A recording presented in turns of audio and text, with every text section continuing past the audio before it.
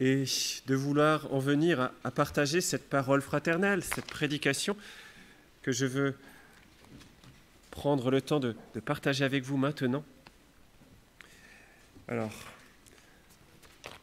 il commence à faire chaud ici un petit peu. C'est normal, nous sommes en plein été, c'est aussi la période estivale, et d'ailleurs peut-être certains d'entre vous, ici même, là depuis chez vous, avez déjà profité de moments de vacances, d'un week-end, d'une semaine, peut-être de toute cette période de vacances que vous aviez déjà programmée. Mais on croit l'entendre, et d'ailleurs on l'entend un petit peu aussi avec quelques soucis, mais très souvent quand vient cette période, on serait tenté de dire « Ah, les vacances !» Ce moment tant attendu, ce moment où l'on peut enfin vivre, respirer, profiter, goûter au bonheur et à la vraie joie. Est-ce que ce n'est pas un peu ça les vacances pour vous? Non, pas trop? Si? Oui? Si? Ah d'accord, il y a des si. Cette période où l'on s'autorise, alors attention, là je vais peut-être en abuser, mais où l'on s'autorise à faire apéro sur apéro, soir après soir et jusqu'à pas d'heure. Les vacances, on pourrait le dire, si c'était un slogan, et d'ailleurs il y a pas mal de pubs pour aller faire des vacances en France en ce moment, mais les vacances c'est la vie. On pourrait même presque oser jusqu'à dire c'est la vraie vie, où l'on peut faire des choses belles, chouettes, sympas, et il n'y a que de la joie. En gros, une sorte de vie débarrassée de toute astreinte, ce qui pourrait être la vraie vie pour toujours, pourrait-on se dire. Et d'ailleurs, peut-être qu'on s'imagine qu'avec Dieu, tout sera comme de vraies vacances. Je ne sais pas. Je vous laisse imaginer ce que vous préférez. Peut-être partagez-vous ce regard que j'ai essayé là de décrire, cette manière de penser, quand vient la pause estivale, cette période où tous, si ce n'est presque tous, nous pouvons marquer une pause dans notre vie de labeur, dans ce train-train quotidien, fait parfois d'ailleurs de frustration et d'ennui, il ne faut pas se le cacher. Et parce que nous trouvons à cette même période, bien qu'elle soit entachée d'ailleurs d'une invitation à la grande prudence en raison de cette Covid-19 qui est toujours présente et qui d'ailleurs reprend un peu d'ascendant, j'aimerais profiter de ce moment, de cette parole fraternelle partagée pour méditer avec vous sur un auteur qui est l'Ecclésiaste, qu'on en appelle d'ailleurs aussi le Qoéleth, et c'est peut-être même plus ce terme-là que je vais utiliser, donc pardonnez-le-moi si vous l'entendez revenir régulièrement. Mais j'aimerais vous inviter donc à ouvrir votre Bible au chapitre 9, et en ces versets 7 à 10 du Qoéleth, c'est-à-dire de l'Ecclésiaste.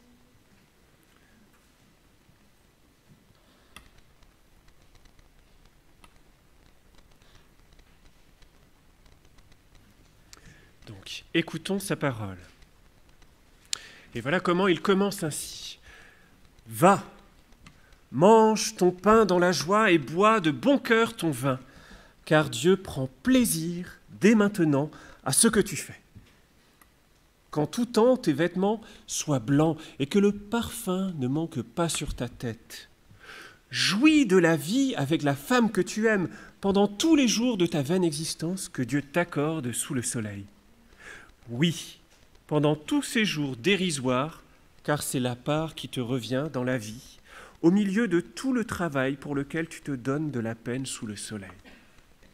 Tout ce que tu trouves à faire, fais-le avec énergie, avec l'énergie que tu as, car il n'y a plus ni activité, ni réflexion, ni science, ni sagesse dans le séjour des morts, vers lequel tu es en route. » Et nous arrêtons là notre lecture. Le propos ici du Qoéleth peut surprendre, tant habituellement, pour ceux qui le connaissent un peu déjà, il semble, on le qualifierait de pessimiste, une sorte de rabat-joie. On lui connaît d'ailleurs ce propos devenu célèbre qui ouvre son écrit, son livre, son discours et sa pensée au tout début, premier chapitre, premier verset, ou deuxième verset plutôt, quand il dit « Vanité des vanités », dit l'Ecclésiaste, « Vanité des vanités, tout est vanité. Quel avantage revient-il à l'homme de toute la peine qu'il se donne sous le soleil ?» Quand vous lisez un livre et que ça commence comme ça, il faut être courageux pour aller jusqu'au bout, parce que le propos ne donne pas très envie, a priori. Alors c'est vrai, quand on le découvre ainsi, peut-être pour la première fois, on peut se dire « mais il n'est pas très marrant ce bonhomme-là ». Et pourtant, un peu plus loin, dans le passage que j'ai choisi de partager avec vous ce matin, nous venons de l'entendre, il ose une parole qui semble aller à l'inverse de son propos. Il nous parle de bonheur surtout, il nous parle de joie. Il nous parle non seulement de joie, mais il invite son lecteur à se réjouir. Et cela peut surprendre sous la plume de cet auteur, de quelqu'un que l'on imagine peut-être névrosé. En effet, dans les versets 7, 8, 9 et 10 que nous avons entendus juste avant, il nous dit ceci. « Vas-y, mange ton pain dans la joie et, surtout, bois ton vin d'un cœur content. » Ça surprend peut-être un peu plus. Mais un peu plus loin encore, il dit ceci aussi. Jouis de la vie. Et il continue. Et encore un peu plus loin, qu'en tout temps tes vêtements soient blancs et que le parfum ne manque pas sur ta tête. C'était juste avant, c'était le verset 8. Une petite chose d'ailleurs dans ce verset 8, quand il dit ceci, le vêtement blanc, comme d'ailleurs le parfum sur la tête, renvoie à l'idée même de fête. Entendez-le, hein. Peut-être aujourd'hui, on ne se pare pas de blanc quand on ose faire la fête. On va peut-être mettre des couleurs de partout, que sais-je. Mais ici, effectivement, ces références, ce jargon-là, pointent vers la fête, vers ces occasions où l'on s'habillait justement de blanc, on se parfumait en mettant de l'huile parfumée sur la tête pour dire notre envie de nous réjouir et le fait qu'on était dans la joie. C'est une manière de le manifester. D'ailleurs, Jésus usera de ces paroles-là aussi à un moment donné pour inviter ses contemporains à manifester la joie. À l'entendre, le Qoélète, on pourrait se demander s'il n'invite pas, alors je vais oser un terme, à faire la fiesta. Parce que quand il dit « bois du vin, sois content, habille-toi, etc., et parfume-toi », est-il en train de nous inviter à faire la fiesta? C'est peut-être la belle période, donc est-ce que c'est pour ça que j'ai choisi ce texte-là? Après tout, n'est-il pas en train de dire de faire la fête même en permanence? Car réécoutez-le un petit peu. Alors attention, peut-être que je trahis son propos, hein. On va essayer de corriger s'il le faut. Mais il dit « qu'en tout temps, tes vêtements soient blancs ». Et à côté de cela, il nous propose de nous réjouir de boire de l'alcool et il dit « vas-y, bois ton vin d'un cœur content ». Drôle de propos quand même, c'est un bonhomme qui a commencé par vanité, des vanités, tout est vanité, etc. Compris ainsi, ces dernières paroles, celles que je viens de lire, là, ces versets 8, 9, 7, pourraient choquer d'ailleurs certains parmi nous. Il ose nous inviter à boire de l'alcool et d'être content, et de nous réjouir, et puis de faire a priori la fête. Mais est-ce là, si je le prends ainsi, l'image de la fiesta, est-ce là le message à proprement dit du Qoélète? Je le retraduis en d'autres termes, réjouissez-vous, faites la fiesta aussi souvent que possible. Est-ce que c'est ça qu'il nous dit?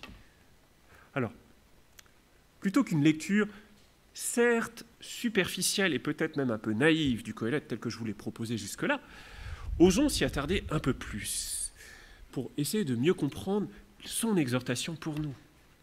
Et dans les premiers mots de ce passage, il est question non pas de faire la fête d'ailleurs, mais de se réjouir des moments présents, de se réjouir de ces petites choses qui font plaisir. Car bien sûr, le vin est évocateur de moments de réjouissance. Et pourquoi pas de fête aussi. Mais le pain, qui est proposé juste avant, le pain, lui, est le symbole même de la vie quotidienne, de cette nourriture de base qu'il me faut avoir jour après jour pour continuer d'avancer, de travailler, de faire ma journée d'une certaine manière. Oui, le pain est lui symbolique de la préoccupation du moment présent, de la vie ordinaire tout simplement. Et le Qoélète ici semblerait donc nous inviter à nous réjouir, oui, mais au quotidien, à nous réjouir de chaque moment, de ceux qui sont faits de pain comme aussi de vin.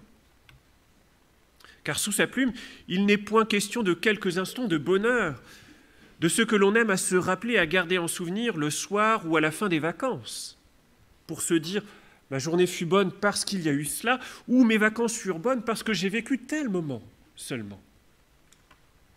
Non, le Qoélète, lui, nous invite à nous réjouir de chaque moment.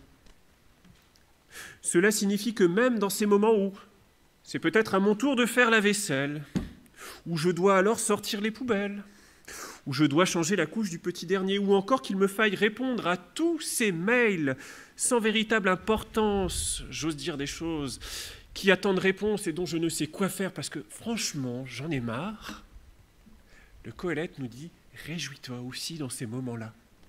Ils sont au quotidien et je t'invite à t'y réjouir. » Alors bien sûr, je n'ai fait que citer quelques situations possibles. Vous pouvez y ajouter toutes les situations que vous connaissez qui sont de ce train-train, de votre quotidien. Et je parle de situations ordinaires, je ne parle pas de situations de malheur. Hein. Mais c'est vers ces moments-là, ces moments que nous trouvons, nous, très souvent, si ce n'est presque à chaque fois, sans intérêt, profondément ennuyeux, et dont on aimerait absolument se passer au quotidien. Ces moments que l'on vit sans entrain, sans joie, tellement ils ne nous apportent rien.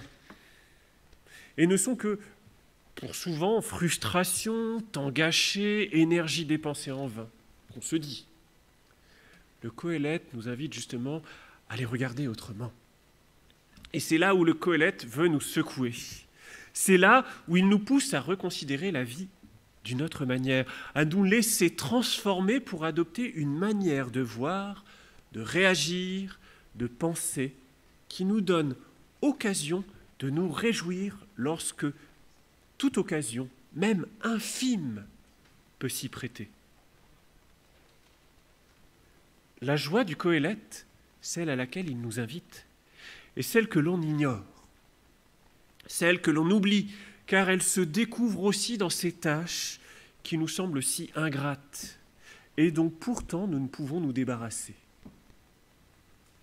Et je crois que c'est là d'ailleurs encore le sens du verset 8, car ce sage ne nous propose pas de faire la fiesta à tout moment, comme si on devait avoir des serpentins, des cotillons, des sifflets dans les poches, prêts à dégainer à tout moment en se disant « c'est la fête ». Non, son propos est tout autre. Bien loin de nos réflexes habituels. Il nous propose de vivre sous un nouvel éclairage. Et pour essayer de le résumer, cet autre éclairage qui nous invite à avoir et qui doit grandir dans notre cœur, c'est oser voir la grâce de Dieu dans ses moindres parcelles, autour de moi, au quotidien, quand même je viens faire la vaisselle. Et dans la suite de son propos d'ailleurs, notre auteur, le Qoheleth, retrouve ce ton d'ailleurs plus contrasté, celui qu'on lui connaît davantage, où il ne parle pas de ripailler, de sortir le vin, etc. D'ailleurs, c'est pas ce qu'il a dit, hein, vous me corrigerez, mais on retrouve ce ton plus contrasté, presque pessimiste, si nous le pensons comme ça, quant à l'existence humaine. Et pourquoi fait-il cela? Tantôt il parle de joie et juste après on a l'impression qu'il retourne vers ses vilains défauts. À un moment, il nous parle de nous réjouir et juste après, il nous rappelle que nos jours sont dérisoires. En gros, il casse l'ambiance là. On pourrait le prendre comme ça en tout cas. En faisant ainsi, en parlant de joie et en reprenant ce thème qui lui est propre de nos jours dérisoires, de cette vanité, il se permet de situer la joie à laquelle il nous invite dans le concret de la vie ordinaire. Une existence faite de labeur, une existence qu'il qualifie de vaine ou dérisoire. Quand il dit « Jouis de la vie pendant tous les jours de ta vie de vanité que Dieu t'a donnée sous le soleil, pendant tous les jours de ta vanité, car c'est ta part dans la vie, au milieu de ton travail que tu fais sous le soleil. » Le verset 9 essentiellement, que j'ai repris dans une autre traduction cette fois. C'est étonnant quand même. Jouis de la vie dans tes jours de vanité. Mais osons la question, est-ce que le Qoheleth est si, je l'ai qualifié ainsi, peut-être à tort, mais est-il si pessimiste que cela? Très honnêtement, je n'en ai pas l'impression. Il se peut même que nous soyons plus durs envers ce quotidien ennuyeux et si répétitif de nos existences. Soyons honnêtes. Pour beaucoup d'entre nous, peut-être encore, nous ne pouvons imaginer nous réjouir dans notre métier la plupart du temps. Ou même dans nos activités habituelles, dans ces petites choses qui font notre existence. Parfois même, nous pouvons regarder avec envie d'autres situations et nous imaginons que vivre telle ou telle autre réalité serait tellement plus heureux. Et alors que nous partons, nous rêvons d'autres situations, d'un autre travail, etc., etc., quand on revient à cette réalité, après ce doux rêve, très souvent, nous ne pouvons que râler davantage à propos de ma propre condition. Ouais, mais bon, ce boulot, j'en ai marre. Mon patron, il est comme... Bon, j'exagère, mais voyez comment cela se passe pour chacun d'entre nous. J'ose un petit exemple. Je vais le trahir, l'amplifier, le grossir, mais pour certains peut-être, une vie plus heureuse pourrait être de mener celle d'une forme profondément modernisée, mais d'une vie monastique. Je m'explique. Je l'imagine en tout cas. Où l'on passerait son temps aussi entre prière, lecture de la Bible, moments de louange, et peut-être pour ceux qui ont la fibre agricole et écologique de la permaculture, de faire son petit potager bio, parce qu'il faut quand même que ce soit un peu monastique, et de conclure cela par un repas vegan, puis après d'aller vers une sieste méditative, puis une balade en forêt ou vers la plage, et bien sûr de finir chaque soirée dans un concert de louanges chrétiennes avec tous ses frères et sœurs. Et tout cela tous les jours. La vie serait belle. Elle serait magnifique. Ce serait surtout ne point vouloir entendre l'interpellation du Qoheleth. À ce propos, d'ailleurs, quand on relit ce verset 9, celui qui commençait ainsi, « Jouis de la vie », et un peu plus loin, « Pendant les jours de ta vanité », j'ai omis volontairement un court passage. Entre les deux, il y avait quelque chose qu'il avait dit. Car il est toujours bon de garder, d'une certaine manière, le meilleur pour la fin. Aussi, réécoutons ce verset, mais dans sa version intégrale, dans la Director's Cut, comme on le dirait parfois. Car il a dit ceci, « Jouis de la vie avec la femme que tu aimes, pendant tous les jours de ta vie de vanité que Dieu t'a donné sous le soleil. » Tout comme le Qoheleth invite son lecteur à jouir de chaque moment au milieu d'une existence si dérisoire, il fait de même en invitant tout homme marié à se réjouir de la femme qui lui a été donnée, de celle qu'il a choisi d'aimer et qu'il a d'ailleurs épousée. Alors, chez un auteur comme lui, cela peut sembler paradoxal, surtout si on le connaît bien et qu'on se rappelle quelques chapitres avant ce qu'il avait dit. Car il va avoir un propos qui peut étonner et qui dérange, et d'ailleurs qui fait parfois hurler même. Parce que chapitre 7, verset 28, le Qoheleth se permet de dire ceci. « D'ailleurs, je cherche encore et je n'ai pas trouvé. Sur 1000 hommes, j'en ai trouvé un. » Je ne sais pas de qui il parle. Et continuons, il dit surtout ceci, « Mais parmi toutes les femmes, je n'en ai pas trouvé une seule. » Ça passe pas en général, cette phrase-là. Mais alors, ici, plus loin, le Qoheleth invite justement à se réjouir de la présence de son conjoint. Je me permets de le laisser un peu plus neutre parce que je pense qu'il y avait la possibilité de la réciprocité, même si là, il s'adressait à un jeune homme, a priori. Alors, soit on se dit, et c'est une conclusion facile, le Qoheleth est forcément profondément misogyne, quand il dit ceci au chapitre 7, peu avant. Soit il faut le comprendre autrement et qu'à travers une lecture trop littérale. Parce que ce qu'il dit juste avant, dans ce chapitre 7, quand il dit que parmi les femmes, il n'en a pas trouvé une seule, alors il parle de sagesse, etc., est à mon sens à comprendre de la sorte. Quand il dit ceci, il essaye de le dire ainsi. Il dit à son lecteur, à ce jeune homme à qui il veut s'adresser, à qui il veut lui enseigner la sagesse, il lui dit « La femme idéale n'existe pas. Tu pourrais chercher et en avoir rencontré jusqu'à 1000, ça ne changerait rien. » Alors même là, on peut se dire quand même, il est franchement vache. Hein. Mais il le dit aussi pour les hommes. Alors sauf un, je ne sais pas à qui il pense, il n'a pas encore connu le Christ, mais bon, je ne sais pas. Ou peut-être c'est juste pour exagérer un peu le propos, allez savoir. Mais ce propos qu'il tient juste avant n'est pas à comprendre comme, en tout cas je le comprends comme ça, comme un mépris des femmes, mais comme un appel à être lucide sur la réalité de l'homme pécheur comme de la femme. L'être humain parfait n'existe pas sur cette terre-là. Et de ce constat proposé par le Qoheleth, il devient alors intéressant de revenir à notre passage. Quand il dit cela, « Jouis de la vie avec la femme que tu aimes, pendant tous les jours de ta vie de vanité que Dieu t'a donné sous le soleil. » Car comment il faut le comprendre?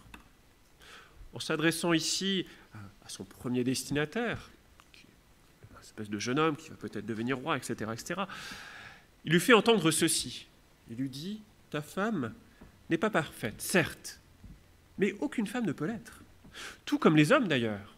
Aussi ne te berce pas d'illusions en imaginant qu'ailleurs tu trouveras cette perfection.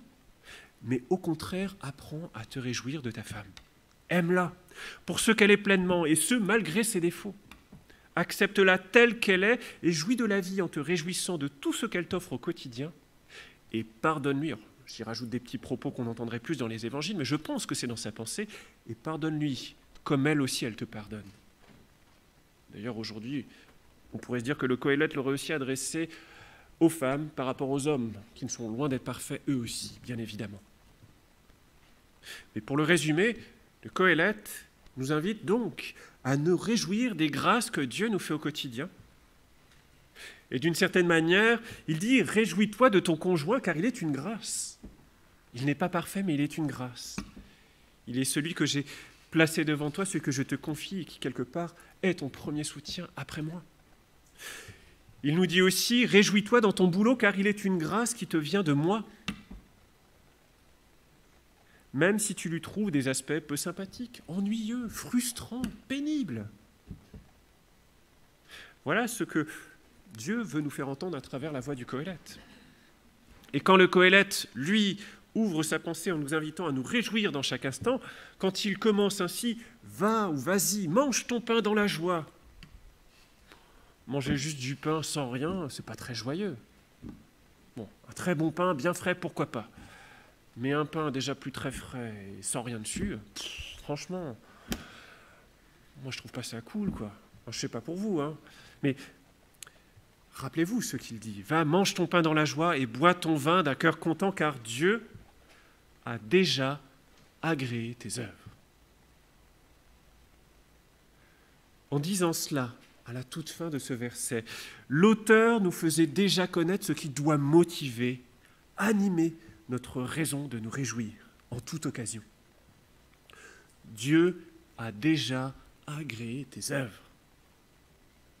Et oui, quand le Qoheleth s'autorise ce propos qui change un peu de ce qu'il a eu dit jusqu'ici, mais qui est pour moi une clé importante pour comprendre tout ce qu'il veut nous dire, dans ce verset-là où il nous invite à la joie, il nous dit « Dieu a déjà agréé tes œuvres ».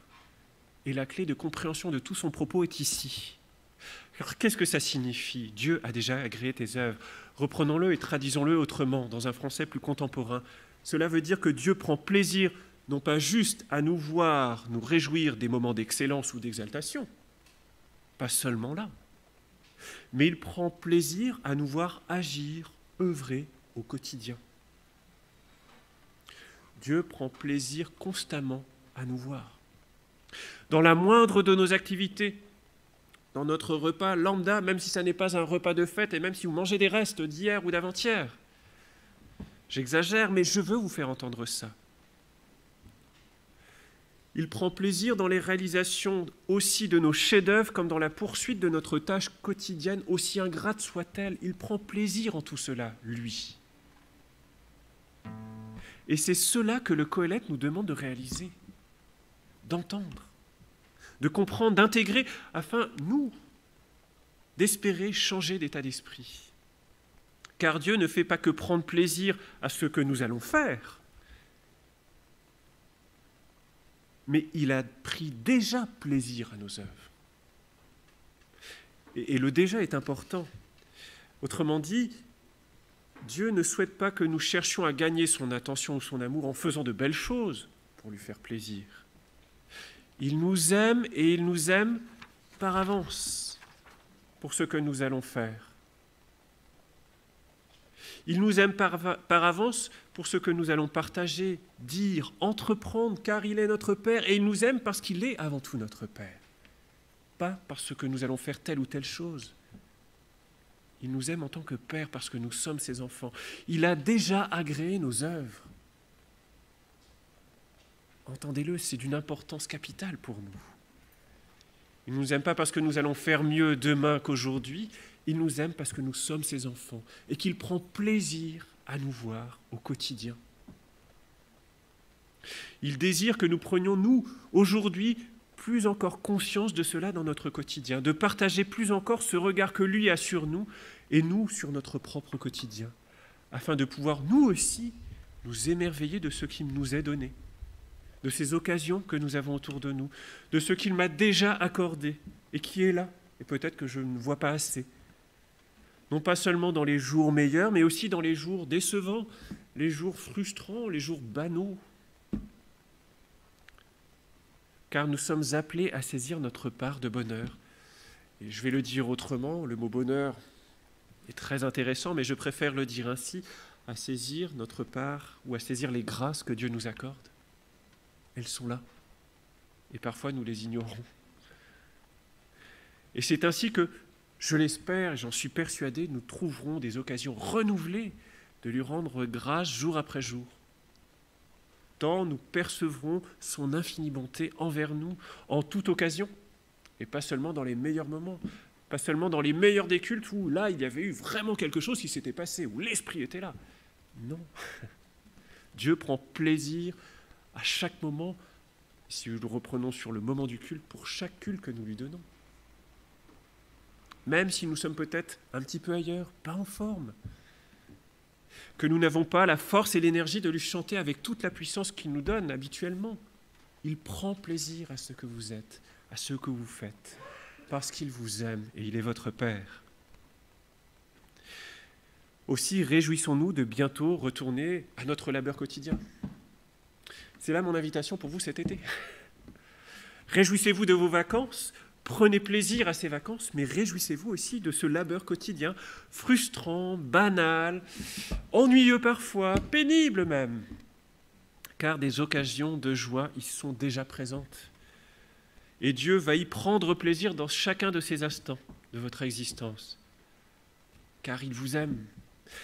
Il est notre Père, et il veut encore nous faire découvrir sa grâce infinie, y compris dans ces moments-là, et pas seulement dans les moments explosifs. Voilà qui est notre Dieu. Voilà pourquoi il a déjà agréé nos œuvres. Parce qu'il est ce Père. Il est ce Père pour chacun de nous. Et j'aimerais vous inviter simplement maintenant à prendre un instant de méditation. Et nos musiciens vont nous y conduire par un air doux. Mais voilà, inclinons-nous simplement.